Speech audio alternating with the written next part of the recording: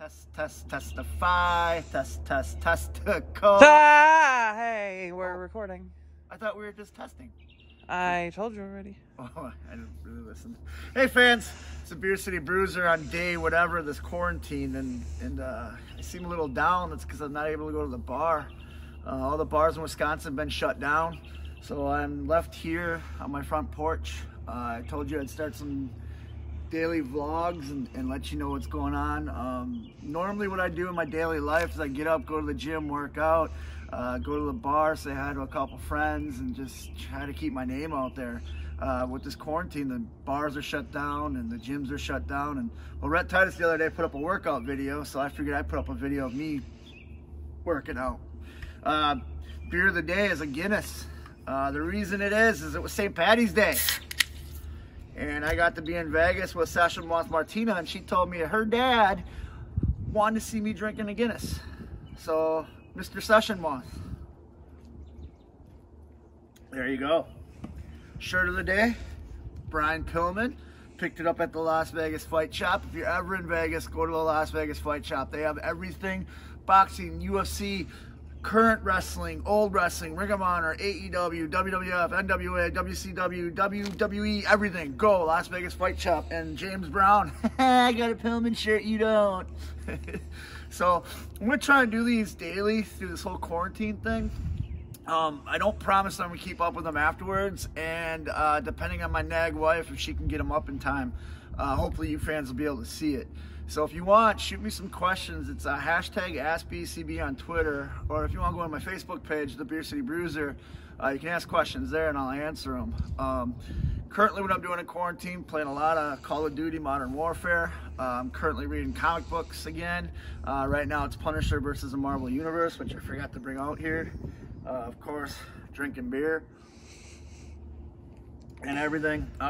I figured I'd share some stories with you guys just to kind of keep it going on, like old Harley stories. I'm always being asked about Harley race and what he was like and stuff, and I can't tell you enough, man. He was awesome. I used to go and sit in his office all the time, and he'd just tell me stories. And one of the stories, it was actually 4th of July, and a bunch of us went to his house to go drinking. And he was telling us a story, and I said, Harley, who was the hardest person you ever wrestled? Whoever you worked with? And there's a bunch of us sitting around, and Harley sat there and he pondered for a minute, and he goes, oh, it was that Native American fella. We're like, Tatanka? He says, no, Tatanka was easy to work with. We're like, oh, well, Native American. He goes, yeah, he had the face paint. We're like, Strongbow, Chief J Strongbow? No, he was easy to work with. He's used to run to the ring and shake the ropes. And we kind of looked around and went, Ultimate Warrior? He goes, yeah, that guy.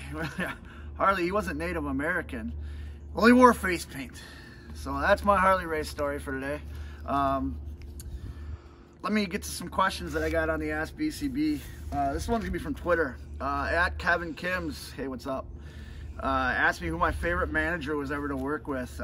Yes, back in the day, Kevin used to manage me, and we had a blast. We had a Disco Inferno match where we had gotten the match put together, and we're doing the match, and Disco Inferno forgot everything he was supposed to do. So I ended up having to carry him through it, and Kevin had to learn how to do that, and ended up taking a bump from the ring to the second row of the people, and it was the coolest thing I've ever seen. But my favorite manager to work with has to go with JP. Nick Gerger is his real name. JP is the mouth of the Midwest. I've been up and down the road with him for the last 19 years.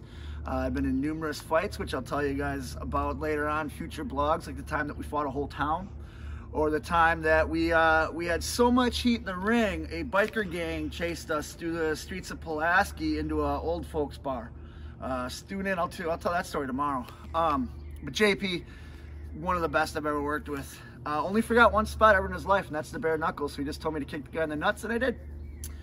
At Champion Meitzer says, what brand of beer if I could have one brand of beer for the rest of my life to drink, what would it be? It's a very good question.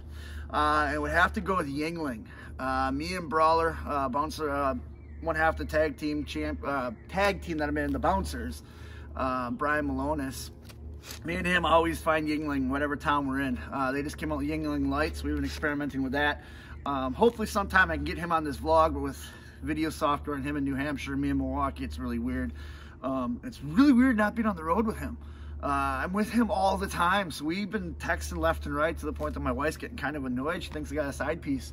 Well, that side piece is the 400-pound Brian Malonis, so he is the heartthrob of the bouncers. But yeah, if I could have one beer for the rest of my life, it would be Yingling.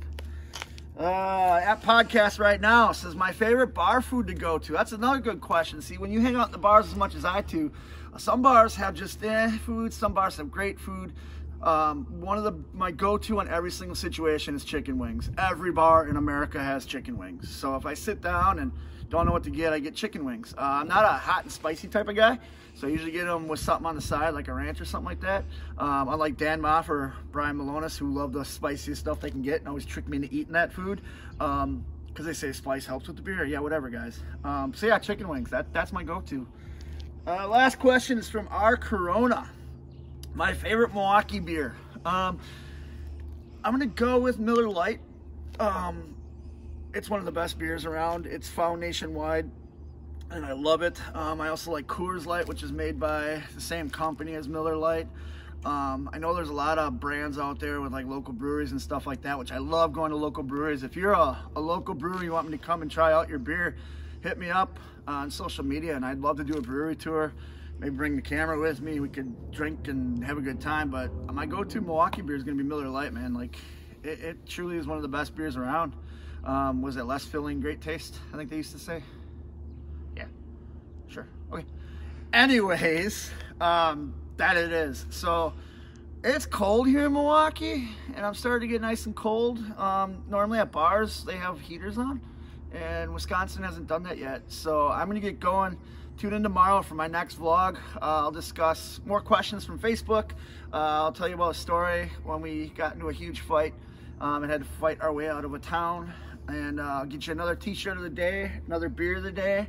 I'm on Twitter at BCB Winchester, on Facebook at the Beer City Bruiser, on Instagram at Beer City Bruiser. Go buy my t-shirts, prowrestlingtees.com/Beer City Bruiser. I just released a new one with my cat on it, the Beer City cat. It's awesome. It's got the keg and my cat, and I'll introduce you my cat sometime too. I have 3 of them. Check that out. Go to rohwrestling.com, click on the shop, buy bouncer t-shirts. Me and Brian always need the beer money. And buy the koozies. They got DVDs. In fact, they just released a DVD where I get Vincent throwing darts at my back. So go check it out. Until then, fans, this has been the Beer City Bruiser. Enjoy.